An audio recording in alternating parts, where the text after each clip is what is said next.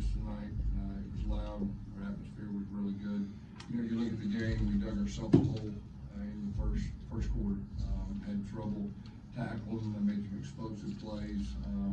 Offensively, 1 of 7 on third down. You're not going to be effective at all on 1 of 7 third down. And then came out in the second half. We had a good drive. We had to settle for a field goal. We got to figure out ways to get in the end zone. And then it was, you know, our kids battled. I'm proud of our players for battling. They played extremely hard. We had some young guys that hadn't played that got in there and made some plays. But the bottom line, we just didn't get it done. So congratulations to those guys. You know, non-conference is over.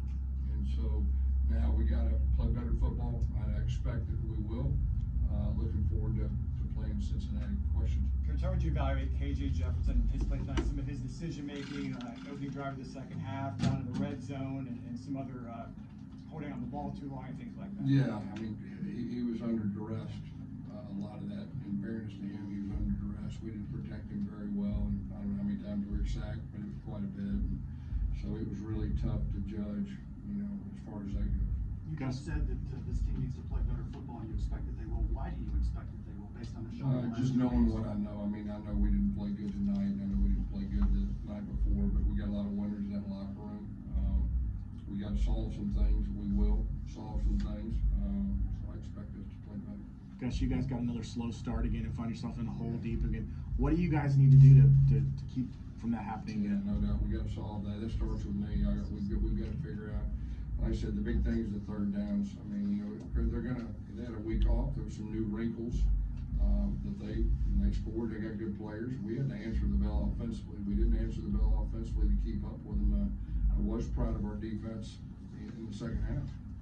And they shut them out in the second half. They did a good job as far as that goes, and we just couldn't answer the bell offensively to keep up with them. Coach, in the red zone, the lack of production, do you think that's more from play calling, the lack of execution? It's probably all of the above. It's all of the above. You know, anytime you're not successful in the red zone, there's a lot of different issues. Coach, what do you think you do to actually bring some balance to the offense, perhaps? They seem to see R.J. Harvey coming. Well, you know, they did a good job up front. They put an extra guy in there at times, like y'all saw. But we got to be creative. I mean, we got to help our guys out and be creative, and we got to do a better job doing that. You know, I don't know, balance-wise, we didn't have very many yards, period.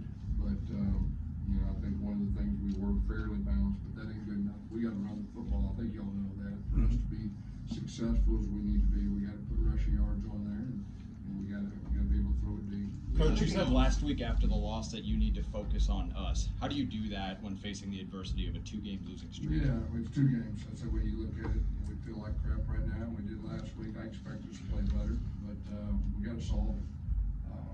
Like I said, we got non-conference over. All of our goals are still intact.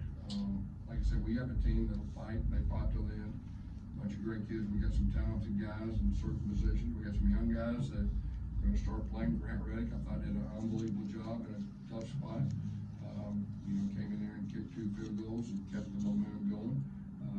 We're a lot closer than that score, I'll tell you that. And so that's the reason I say that.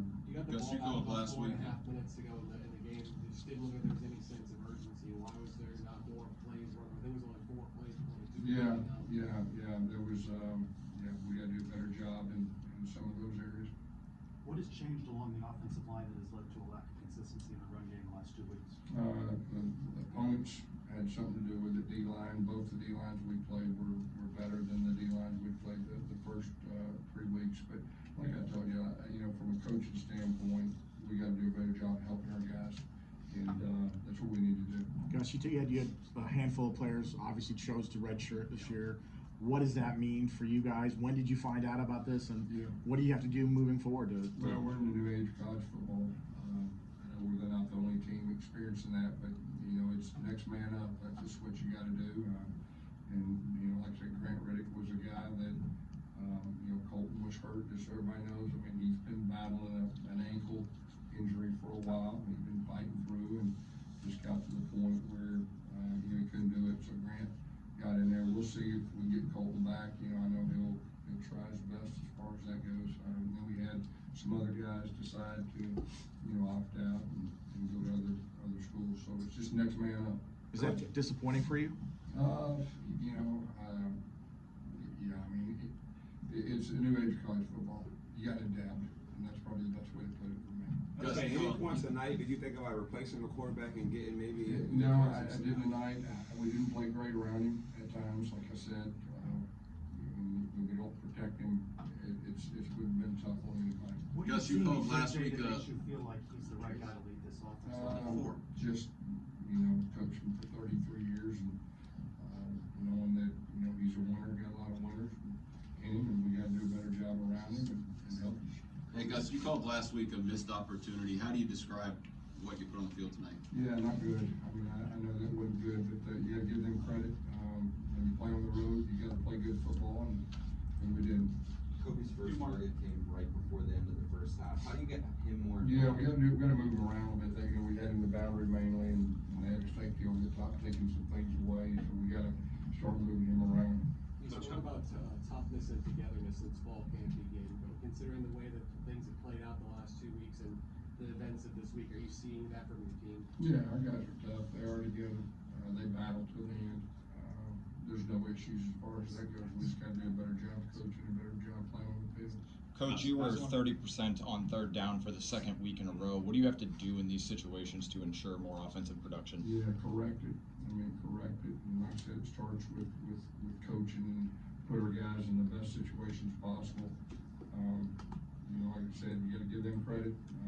They did a good job. They got some real guys at certain positions, and you know, we'll get better on